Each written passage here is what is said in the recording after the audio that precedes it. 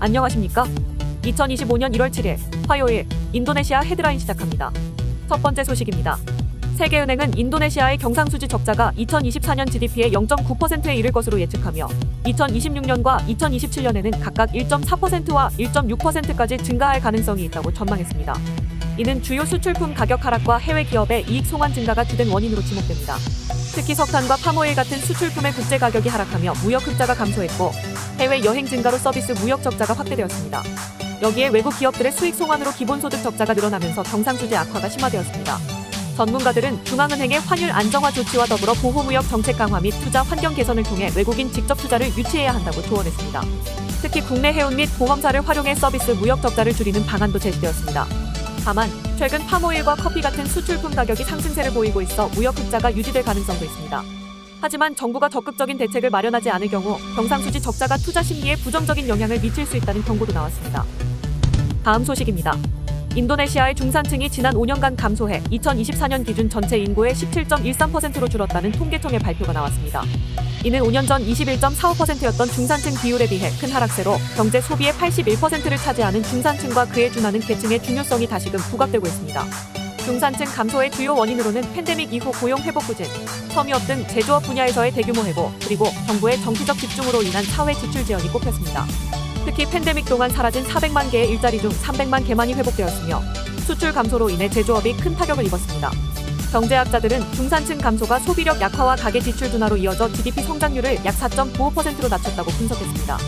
특히 소비자 물가 상승률이 1.5%로 둔화된 가운데 중산층은 저축을 소비로 전환하며 생활을 유지하고 있어 여유자금의 약화가 뚜렷이 드러났습니다.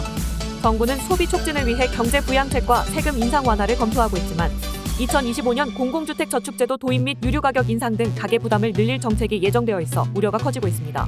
전문가들은 중단기적으로는 보조금 및 현금 지원을, 장기적으로는 외국인 투자 유치와 노동 집약적 산업 개선을 통한 일자리 창출을 제안했습니다.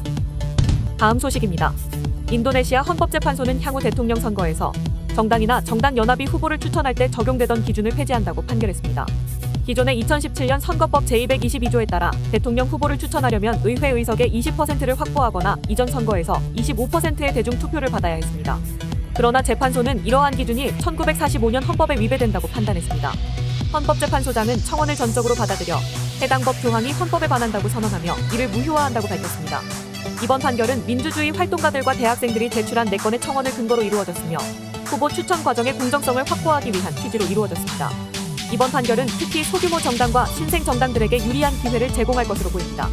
민주주의 활동가들은 이번 결정을 환영하며 이는 야당 후보들의 출마를 방해하려는 거대 정당 연합의 영향력을 줄이는 계기가 될 것이라고 평가했습니다.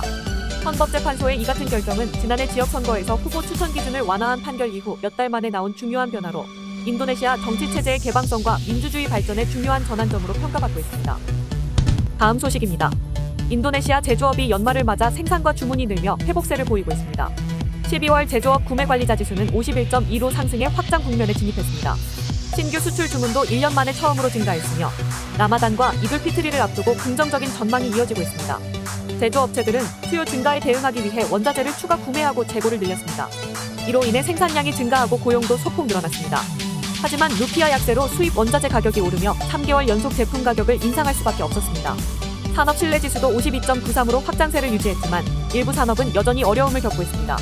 음료, 섬유, 전자 부문은 위축됐으며 산업부는 완제품 수입 제한 등 정책 개선이 필요하다고 강조했습니다. 한편 제조업 회복은 긍정적 신호지만 높은 원가 부담은 여전히 해결해야 할 과제로 남아있습니다. 다음 소식입니다. 인도네시아 발리 아궁산 등반 중 실종된 한국 남성이 지난 3일 숨진 채 발견되었습니다. 인도네시아 주재 한국대사관 발리 분관에 따르면 고인은 발리섬 카랑아셈 지역 아궁산 협곡 100m 아래에서 발견되었습니다. 해당 남성은 이틀 전 홀로 등반에 나섰다가 다음날 연락이 끊겼습니다. 등반 전 발리인이 가이드 동행을 권유했지만 이를 거부하고 홀로 산에 오른 것으로 전해졌습니다. 실종 신고는 한국에 있는 친구로부터 접수되었으며 합동수색팀이 투입되어 수색 중 발견되었습니다. 현지 당국은 협곡으로 추락한 사고로 추정하고 있습니다. 발견 당시 얼굴이 바닥을 향하고 있었으며 머리에 큰 상처가 있어 바위 충격으로 사망한 것으로 보입니다. 대사관 측은 사고 소식을 가족에게 알렸으며 유가족과 함께 당리 절차를 협의할 예정입니다. 참고로 아궁산은 발리섬에서 가장 높은 해발 3031m의 활화산으로 많은 등산객이 찾는 인기 명소입니다. 그러나 험난한 지형과 예측하기 어려운 날씨로 인해 안전이 특히 중요합니다. 다음 소식입니다.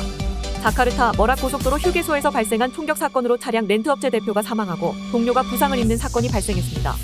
사건 당시 피해자들은 도난당한 주황색 혼다 브리오 차량을 추적하다 총격을 당한 것으로 확인되었습니다. 경찰에 따르면 용의자는 4명으로 차량을 불법 점유한 뒤 GPS 장치를 해제해 추적을 회피하려 했습니다. 피해자들이 차량 위치를 찾아내 이를 저지하려 하자 용의자 중 한 명은 자신을 공군 소속이라고 주장하며 총을 발사했습니다. 이 과정에서 렌트업체 대표는 가슴에 총상을 입고 사망했으며 동료는 가슴과 왼팔에 부상을 입었습니다. 사건 현장에서는 9mm 루거탄피 5개와 범행에 사용된 차량이 발견되었습니다.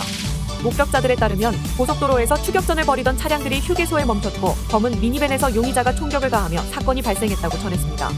이에 군사경찰은 가담자 중 일부는 군 관계자로 군사경찰에 의해 체포되었다고 밝혔습니다. 하지만 체포된 용의자의 구체적인 소속 부대나 정확한 인원에 대해서는 언급하지 않았습니다. 경찰국장은 범인을 신속히 체포하고 사건의 전말을 규명하기 위해 모든 자원을 동원하고 있다고 강조했습니다. 이어 용의자에 대한 수사는 계속 진행 중이며 추가 체포를 위해 현장에서 활동 중이라고 밝혔습니다. 시청해주셔서 감사합니다. 다음 시간에 뵙겠습니다.